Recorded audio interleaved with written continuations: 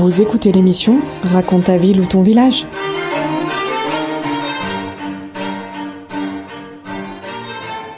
Bonjour à tous et à toutes, bienvenue sur KTB Radio. Nous avons le plaisir de retrouver Marina, présidente de la Croix-Rouge française. Bonjour Marina. Bonsoir.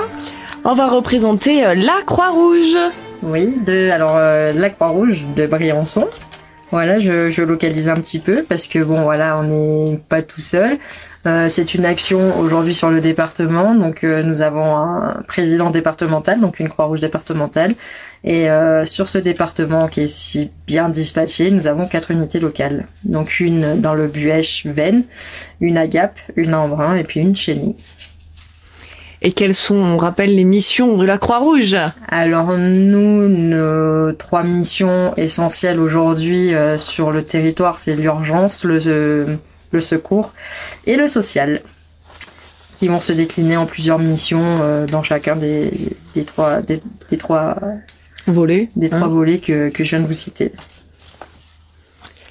Et il y a à l'heure actuelle une opération collecte de jouets pour Noël. Oui, effectivement. Qui a débuté mi-septembre avec des réunions pour la mise en place de cette collecte afin de pouvoir offrir à nos bénéficiaires et aux bénéficiaires des autres associations à Noël pour partager un moment de rassemblement, de passer du bon temps, un goûter et la distribution de cadeaux. Et ça se déroule jusqu'à quand cette action ? Alors, la collecte devait se dérouler jusqu'au 8 décembre et on vient de la prolonger d'une petite semaine pour qu'on puisse après se retourner aussi.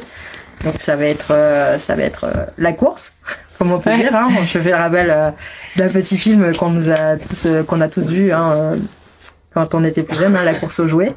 Où voilà, c'est de la préparation, de l'organisation et puis voilà, pour que tout se passe au mieux.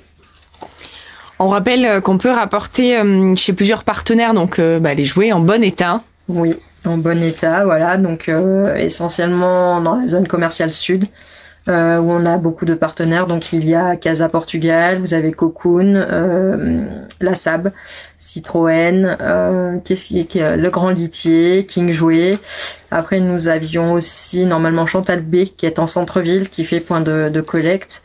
Voilà, donc il y en a un panel de partenaires qui ont vraiment joué le jeu encore cette année et on les remercie vraiment. Et oui, car déjà, ça fait déjà plusieurs années que vous avez mis ça en place. Voilà, on est sur notre 4e Noël. Wow. Voilà. Et en partenariat, ça va être la 2e année des repas partagés.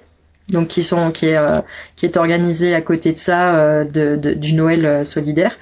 Où des restaurateurs aujourd'hui vont proposer aux familles et donc aux personnes âgées isolées ou même des personnes seules et aux enfants des repas pour Noël. Donc que ce soit la veille de Noël ou le lendemain de Noël.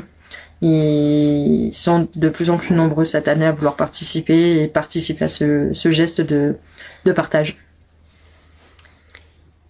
Et comment on peut aider le Père Noël pour faire des boîtes de Noël ?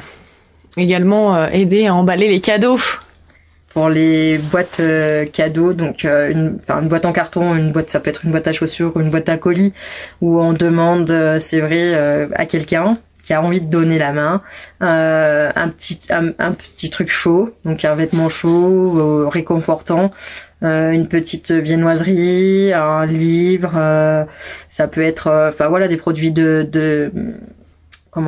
d'hygiène, donc voilà, et avec un petit mot généralement qui sont accompagnés ces petites boîtes pour enchérir le cœur des personnes qui les reçoivent.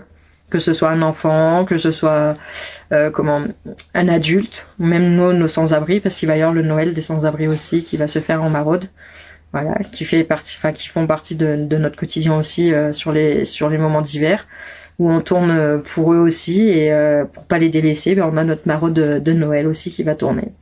Et également les Diables Rouges, nos chers hockeyeurs participent.